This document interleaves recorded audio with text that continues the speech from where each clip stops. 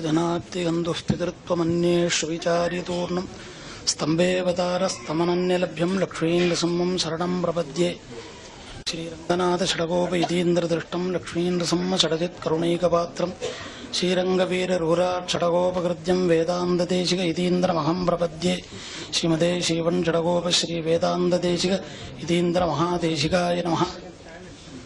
எல்லோருக்கும் இன்னைக்கு சுதீனம்னு சொன்னா, அதாவது ஒரு சின்ன விஷயம் என்னன்னு கேட்டா, ஒரு விசிஷ்டாத்வைதியான ஒரு சன்னியாசி அத்வைத சன்னியாசி பத்தி சொல்றதுங்கிறது ஒரு அபூர்வம். அது சொல்ல வேண்டியவான ஒரு நிர்பந்தத்துக்கு வந்து கூட்ட உடனேயே நான் எங்க பெரிய ஆச்சாரியால் இருக்கா, அவளுக்கு முடியல, அதனால நான் வரல, சின்னவரை வேணா அழிச்சுன்னு போ அப்படின்னு சொன்னேன். அதுலயும் ஒரு சபலமாச்சு. என்னன்னு கேட்டா, நமக்கு வந்து இன்னைக்கு இங்க உட்காந்துருக்கணும்னு சொன்னா அதுக்கு ஒரு காரணம் பெரியவாள் சொல்லணும், மகா பெரியவாளை சொல்லணும். ஏன்னு கேட்டா, நாம எங்கேயோ இருந்தவரை அத்தியனம் பண்ண சொல்லி, சாஸ்திரங்கள் வாசிக்க சொல்லி, இன்னொன்னு பண்ண சொல்லி, ஒரு சமயத்துல நீ மகா பெரிய லோக பிரசித்தமாக வருவே அப்படின்னு சொன்னார். இன்னைக்கு நாம உட்காந்துருக்கோம்னு சொன்னா அது அவளுடைய ஒரு பெரிய அனுகிரகமான விஷயம். அத நாம ஏத்துக்கணும். சொல்லலன்னு போனா கிருதக்னன்னு பேரு. கிருதக்னன் நன்றி மறந்தவனாக இருக்கக்கூடாது. அப்படி அவளுடைய இது. ஆனா அவளுடைய ஒரு குணங்கள் நாம வந்து அவருடைய பழகினவாள் யாரு இருக்கமோ அவளுக்கு அந்த அனுபவம் வேற ஒருத்தருக்குமே சொல்ல முடியாது. அப்படி ஒரு அனுபவம் ஒத்தொத்தரும் தன்னுடைய ஒரு விஷயத்திலையும் பார்த்தாலும் அப்படி இருப்பாரு. இன்னொன்னு, அவர் இந்த இதுகள்லாம் பேதங்களே கிடையாது. எல்லா மனுஷாட்டியும் எல்லா இடத்துலையும் யாரை கேட்டாலும் என்னிடத்துலாம் பெரியவாளுக்கு ரொம்ப அபிமானம், என்னிடத்துல சொல்லுவாள் அப்படின்னு சொல்லுவார். அது மாதிரி ஒரு விஷயம் இன்னூத்தர் என்னன்னு கேட்டா, அவனுடைய வழிமுறைகள்ல மாறி இருக்கக்கூடாதுங்கிறதுல ரொம்ப கண்டிப்பாக இருந்தவர் பெரியவர். சுவாமிகள் எந்த விஷயத்திலையும் யாரும் தன்னுடைய விஷயத்துல தன்னுடைய ஒரு ஆச்சார வழிகளை பிடிக்கிறதுக்கு கடைபிடிக்காத இருக்கக்கூடாதுங்கிறதுல ரொம்ப கண்டிப்பாக இருந்தவர். அது மாதிரி நாம அத்தியனம் பண்ற போது சிறு வயசுல 10 வயசுக்கு நாம அத்தியனத்துக்கு போட்டோம். அத்தியனத்துக்கு போன போது கூட அவாவாளுடைய ஒரு வழிமுறைங்கிறதுக்கு சொல்றோம். நான் இன்னொருத்தர் பண்ணி செய்து சாப்பிடக்கூடாதுன்னு சொல்லி 10 வயசுல இருந்து நான் சமையல் பண்ணி சாப்பிட்டு படிக்கிறதுக்கு. அது மாதிரி ஒவ்வொரு விஷயத்திலையும் ஒவ்வொரு காரியத்திலையும் அது மாதிரி இன்னொருத்தர் நம்மளுடைய சுதர்மத்தை விடக்கூடாது அப்படிங்கறதுலயும் அவளுடைய ஒரு பெரிய குணம். அதே மாதிரி அத்வைத சித்தின்னு மதுசூதன யதிகள்னு ஒருத்தர் பண்ணியிருக்கார். அதுக்கு முன்ன இஷ்ட சித்தின்னு ஒரு ரொம்ப கடினமான கிரந்தம், அத்வைத கிரந்தம். அந்த கிரந்தத்தை பாடம் சொல்றதுக்கு கல்கத்தாவில் அனந்த கிருஷ்ண சாஸ்திரிகள்னு இருந்தார். ஆருக்கு மகாபெரிவாளுக்கு பாடம் சொல்றதுக்கு வச்சிரும், பரவாபெரிவாளுக்கு பாடம் கேட்கணும்னு எண்ணம். அது அனந்த கிருஷ்ண சாஸ்திரிகள்னு இருந்தார். அவரை கூப்பிட்டு பாடம் சொல்லுன்னு சொன்னார். பெரியவாளுக்கு அதுல அபிப்பிராயம் குறைவு. என்ன கேட்ட, அவர் நல்ல மகா வித்வான், அனந்த கிருஷ்ண சாஸ்திரிகள் மகா வித்வான். அவரை கூட்டி சொல்றவர்.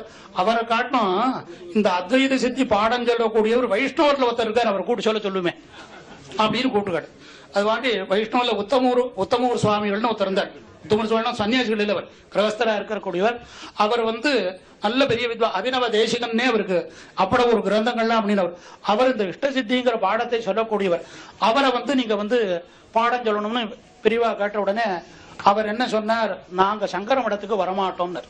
ஏன்னா அவளுடைய சம்பிரதாயத்துல விரோதம் என்ன, நாங்க அங்க வரமாட்டோம்னர். அப்படியா, வேண்டாம், மடத்துக்கு பக்கத்துல ஒரு பெரிய கொட்டகா போட்டு 3 வருஷம் இந்த சுவாமி உத்தமூர் சுவாமிகள் போய் பெரியவாளுக்கு பாடம் சொல்லிட்டு இஷ்ட சித்தி. எதுக்கு சொல்ல வரும்னா, அவளுடைய சம்பிரதாயத்தை அவள் விடப்படாது. அதே மாதிரி கும்பகோணத்துல பால்யத்துல பெரியவாளுடைய பால்யத்துல இருக்கிற போது அங்க பாடம் சொல்லி கொடுத்தவர் வாஜபேயம் சுவாமின்னு. வாஜபேயம் சுவாமி கும்பகோணத்துல நிறைய யாகம் பண்ணவாள் நிறைய பேர் இருந்தா. அந்த இடத்துல யாகம் பண்ணினவாள் அங்க இருந்தவர். அவர் இருக்கிற போது என்ன பண்ணுகிட்டா, அதாவது யாருக்கு என்ன இதுக்கோ அந்த மதிப்பு கொடுக்கணுங்கிறதையும் நாம ஒவ்வொரு தெய்வத்தின் குரல்ல இதெல்லாம் எல்லாம் சொல்லியிருக்கலாம். இது அவளுடைய அனுபவத்தை நமக்கு பக்கத்துல இருந்து அனுபவிக்கிறது நிச்சயம். நாம் அனுபவிச்சவன். ஏன்னு கேட்டா, அதுல ஒரு 65 இருந்து பெரியவாள் சித்தியார வரியந்தம் என்னுடைய 10வது வயசுல இருந்து அவளுடைய அனுபவம் என்கிட்ட அப்படி ஒரு இது. அப்ப சொன்ன மாதிரி வாஜபேயம் சுவாமின்னு பாடம் சொல்லுவார். அவருக்கு பலகா போட்டு உட்கார சொல்லிட்டு தான் கீழே உட்காந்து பாடம் சொல்லுவாள். ஏன்னு கேட்டா, அந்த இடத்துல குருங்கிறவனுக்கு மரியாதை கொடுக்கணும். தாம் சன்னியாசம்ங்கிறது இருக்கலாம், இருந்தாலும் கூட அந்த இடத்துல அவ வாஜபேயம் யாகம் பண்ணினவர், அவருக்கு அந்த மரியாதை கொடுக்கணும்னு. அதுல வைஷ்ணவர்களுக்கு பேதம் கிடையாது. அந்த மாதிரி அவளுக்கு ஒரு பேதம் கிடையாது. நாம ஒரு சின்ன விடயத்துல மட்டும் பெரியவாளை பத்தி சொல்லிட்டு இந்த அனுகிரகம் அவளுடைய அனுகிரகம் இத்தனை பேருக்கும் கிடைக்கணும். இந்த மாதிரி அவளுடைய அனுகிரகம் கிடைக்கிறதுக்கு நாம அவள்கிட்ட இருந்தோம்னா அது பெரிய புண்ணியம். அவள் இருக்கிறதுனால அவளை தரிசனம் பண்ணமோ பண்ணலையோனாலும் கூட அவள் இருந்த காலத்துல நாம இருந்தோம்னு சொன்னா அது நமக்கு ஒரு பெருமை, ரொம்ப பெருமை.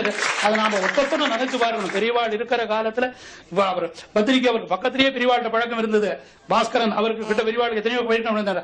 ஆனால் நாம அவளோட இவாளை காட்டிலும் நாம அவ இருக்கிற காலத்துல இருந்தோம்னு நினைக்கிறதே பெரிய புண்ணியம். அப்படி இருக்கிற போது நாம அத்தியனம் பண்ணி ஒரு காலத்துல கொஞ்சம் இன்னைக்கு நாம ஒரு பிரசித்தமான ஒரு சன்னியாசியா ஒரு பெரிய மடாதிபதியாக வரணுங்கிறது அவளுடைய ஒரு எண்ணத்தினால ஒரு சின்ன விடயம் பெரியவாள் நம்ம சொன்னதை மட்டும் சொல்லி பெரியவாளுடைய அனுகிரகம் எல்லாருக்கும் இருக்குங்கிறது சொல்றோம்.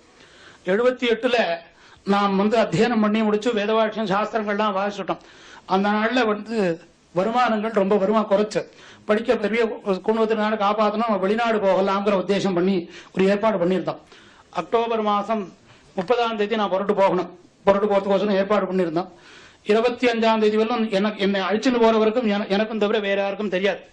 25ஆம் தேதி நான் போய் எங்க ஊர்ல எங்க தகப்பநாட்டு மாதிரி போகலாம்னு நினைக்கிறேன் அப்படின்னு பெரியவாள்கிட்ட கேட்டியா அப்படின்னு அவ கேட்டேன். அவட்ட கேட்டா போகக்கூடாதுன்னு சொல்லுவா. நான் போகலை. அவள் அப்படின்னா போகாது இருக்கணும்னு நீ எனக்கு தெரியாதுன்னு சொல்லிட்டார். ஏன்னா ஒரு சம்சாரத்தினுடைய பணம் வேணுங்கிற நிர்பந்தம். அதனால அவர் வேண்டாம்னு சொல்லலை, வேணும்னு சொல்லலை. ராத்திரி நான் படுத்துட்டு இருக்கேன். படுத்துட்டு இருக்கிற போது ஒரு 2 மணி 3 மணி இருக்கும். தூக்கம் இல்லை முழிப்பும் இல்லாத ஒரு அவஸ்தை. அப்போ என்னை விட்டுட்டு நீ போகணும்னு நினைக்கிறியா அப்படின்னு சுவாமிகள் என்ன கேட்டார். ஒப்பனத்துல கருணா காத்தால சரி நாம போறதுதான் போறதுக்கு முன்ன சுவாமிகளை தரிசனம் பண்ணிட்டு போவோம்.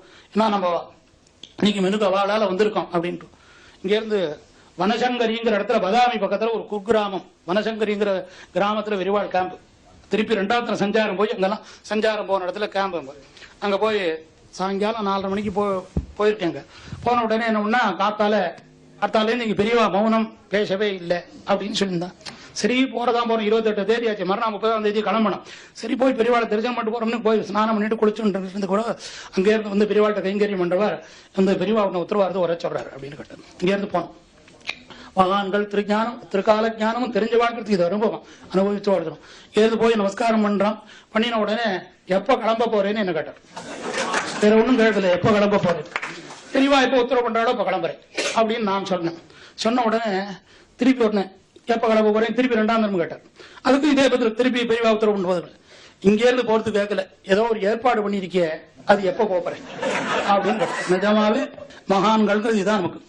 இல்ல நான் ஒண்ணும் சொல்லாத ஒண்ணும் இல்லையே. இல்ல நீ எதுக்கு இங்க வந்தேன்னு நான் சொல்றேன் அப்படின்னு என்னோட கூட இருந்து அனுபவிச்ச மாதிரி அப்படி அனுபவம் அவளுடைய அனுபவம் அவளுடைய அனுகிரகம்.